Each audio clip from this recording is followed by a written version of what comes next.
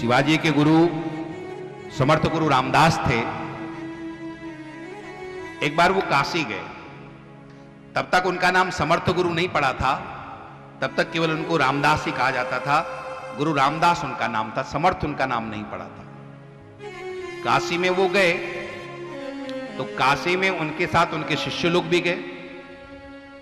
तो एक युवा लड़का भी उनका शिष्य था, वो भी गया उनके साथ में। गुरुजी ठहरे हुए थे तो वो गंगा स्नान करने के लिए सुबह सुबह गया। जहां पर वो स्नान कर रहा था गंगा जी में, उसी के बगल में काशी के प्रकांड ज्योतिषी भी स्नान कर रहे थे। ऐसे वो ज्योतिषी थे कि मस्तक की रेखा देख करके बता देते थे कि तुम्हारे भविष्य में क्या लिखा है। अब बालक स्नान कर रहा है, यहां पर बगल में वो ज्योतिषी भी स्नान कर रहे हैं। जो ही उनकी नजर इस बालक पर पड़ी, उन्होंने इसके मस्तक को देखा, देखते ही समझ गए कि ये कल प्रातःकाल का सूर्य नहीं देख पाएगा। उसने कहा, बेटा घबराना नहीं, लेकिन तुम्हारी माथे की रेखा कह रही है कि तुम कल प्रातःकाल का सूर्य का नहीं देख पाओगे। आसपास और लोग भी थे, उन्होंने जो ही सुना बालक से कहा, बेटा तुम कहां से आए हो? मैं महाराष्ट्र से आया हूं, अपने गुरुजी के साथ आया हूं। उन्होंने कहा, ज्योतिषी जी ने जो कहा है कि पत्थर की लकीर होती है, आज तक इन्होंने जिसको भी जो बताया है बिल्कुल 100% सत्य हुआ। बेटा ये कह रहे हैं तो निश्चित ही है, कल तुम प्रातःकाल का सूर्य नहीं देख पाओ। अब वो युवा है और मुझे कल मरना है, कल प्रातःकाल में देख नहीं पाऊंगा, रात में मेरी मृत्यु हो जाएगी। ये सुनते ही उसके तो पांव के नीचे की जमीन खिसक गई। सीधा वहां दौड़ा दौड़ा रोते रोते गुरु महाराज के पास पहुंचा है। गुरुदेव बचाओ, गुरुदेव बचाओ, गुरुदेव बचाओ। क्या हो गया? अरे काशी के महान ज्योतिषी ने कहा गुरुदेव कि मैं कल प्रातःकाल का सूर्य नहीं देख पाऊंगा। गुरुजी ने कहा कोई बात नहीं, आ मेरे पास बैठ, मेरे पांव दबा।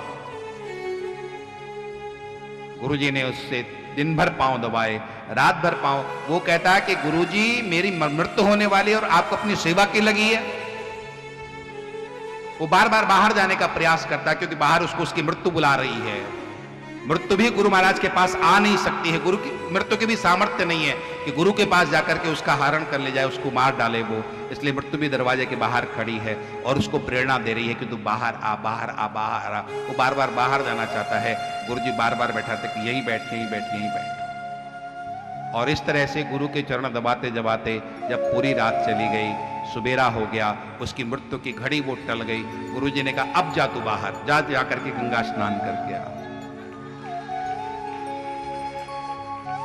स्नान करने के लिए गया, उसी घाट पर पहुंचा और वही ज्योतिषी से फिर मिले।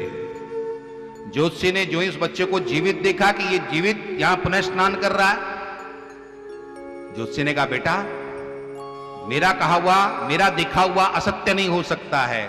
मैं जो देखता हूं, जो होने वाला वही मुझे दिखाई देता है। तेरी रेखा कह रही थी कि तू आज का सूर्योदय नहीं देख पाएगा। तू जीवित है? कैसे जीवित है? कहा मेरी गुरु कृपा से मैं जीवित हूं, मेरे गुरु ने मुझे बचाया है। कहां तेरे गुरु? और लेकर के गुरु महाराज के पास वो गया। सभी काशी के जितने भी विद्वान थे इकट्ठे हुए और उन्होंने कहा गुरुदेव मृत्यु को कोई टाल नहीं सकता है, और जो मृत्यु को भी टाल दे वो समर्थ गुरु होता है। आज से आपका नाम केवल गुरु रामदास नहीं होगा, आपका नाम होगा समर्थ गुरु रामदास। और उस दिन से शिवाजी के गुरु का नाम क्या पड़ा? समर्थ गुरु। जो मृत्यु को भी टाल दे वो कोई सदगुरु ही टाल सकते हैं।